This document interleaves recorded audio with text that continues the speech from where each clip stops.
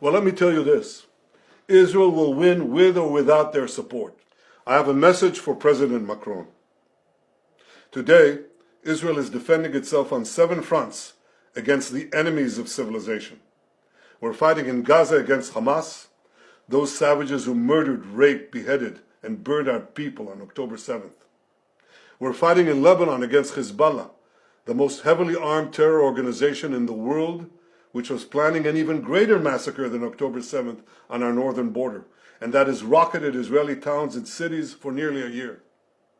We're fighting against the Houthis in Yemen and the Shiite militias in Iraq and Syria that together have launched hundreds of drones and missile attacks against Israel.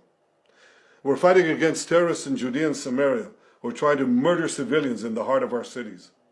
And we're fighting against Iran, which last week fired over 200 ballistic missiles directly at Israel, and which stands behind the 7-front war against Israel. As Israel fights the forces of barbarism led by Iran, all civilized countries should be standing firmly by Israel's side. Yet President Macron and some other Western leaders are now calling for an arms embargo against Israel. Shame on them.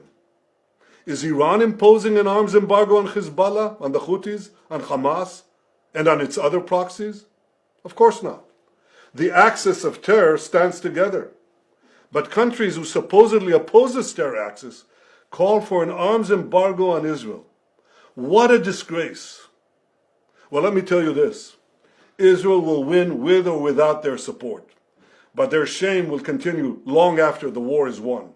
For in defending ourselves against this barbarism, Israel is defending civilizations against those who seek to impose a dark age of fanaticism on all of us.